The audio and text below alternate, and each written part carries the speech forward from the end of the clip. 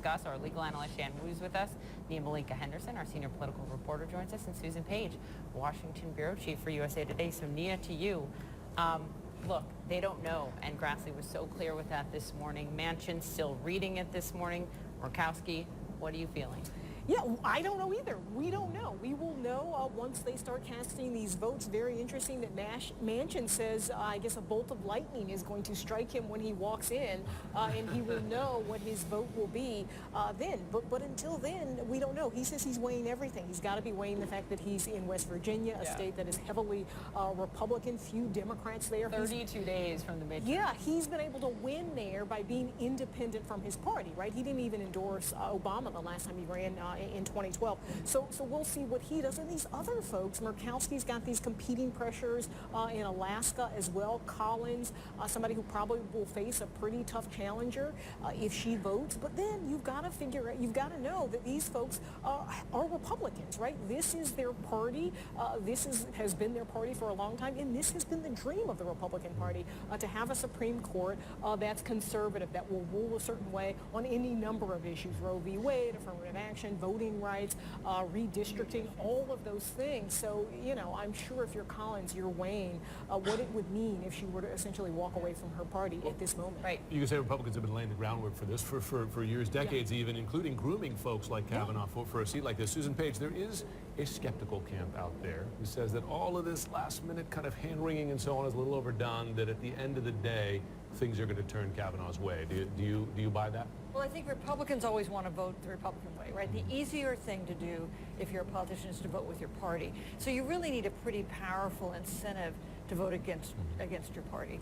And if you have that as your landscape, I think that probably it does. I think it does look like Judge Kavanaugh has those. Not quite a guarantee yet, but I think once we heard Senator Collins and Senator Flake talk yesterday about being reassured by this delay of a week by the FBI report, that was a signal that he was going to be confirmed. And the only question really is, the big question now is, will it be on a totally party line vote, something that we've never seen happen in this country? Well, it's interesting. At the end of the day, the FBI report and an extension, in effect, of the background check could turn out to be political cover, right? Provide political cover for Republicans on the fence. But here's the thing, Shanwu. It is, you know, his Wall Street Journal opinion piece basically saying, I apologize for part of the way that I acted in that testimony, addresses the issue outside of what senators think from the FBI probe and what they read in the skiff. And that's, what did he display in terms of his temperament and how partisan he may or may not be on Thursday. And that's completely different. And you can see that weighing on these undecided senators. And I just wonder, when you read his editorial in the Wall Street Journal this morning, would his excuse, Shan, have held more water if he had not been reading from prepared remarks? When he made the partisan comment about the Clintons, for example, or expressed that anger, those were remarks he carefully wrote the day or days before, prepared. It wasn't heat of the moment. That's right. That's a good leading question, Poppy. Well, we're in cross-examination here. That's right. No, absolutely. I mean, it's very hard to argue that I was just carried away in the moment when you're reading from a script. And I think the reason he's addressing the partisan issue is he has to stay away from the sexual misconduct issue. That's a third rail for him. He can't talk about that. There's nothing he can say about that. And, of course, rather ironic today, a Nobel Peace Prize was just awarded to two activists against sexual violence. So that is an area you just have to stay away from. He can only try to remind people, hey, remember the Judge Kavanaugh that you saw before this came up. I was the nonpartisan guy. I want to remind you of that guy, and that's what he's trying to do right now. Perhaps forget the Kavanaugh from the Ken Starr investigation. Anyway. Right, the political operative Kavanaugh, There is a political history there. Yeah.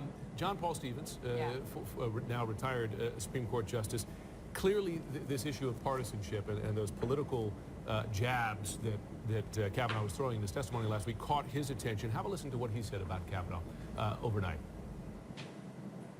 I think that his performance during the hearings caused me to change my mind. He has demonstrated a potential bias involving enough potential litigants before the court that he would not be able to perform his full responsibilities. And I think there's merit in that criticism.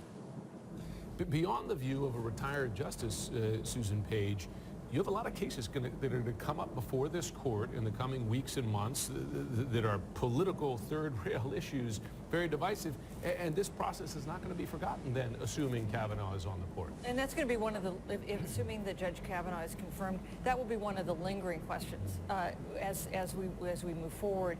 If he votes in each case in a way that is consistent with, say, what conservative Republicans would want him to do, does that raise questions about whether he's really showing judicial independence?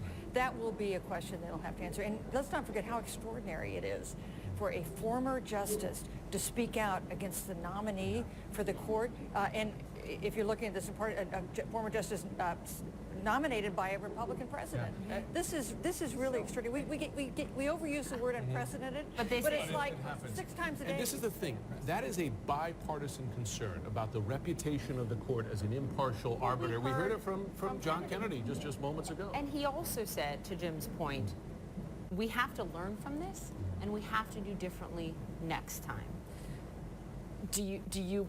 I think everyone agrees they have to do differently next time. What could be different? Because again, we've never seen. I mean, think of RBG. She was confirmed 96-3. I think you know Scalia unanimously.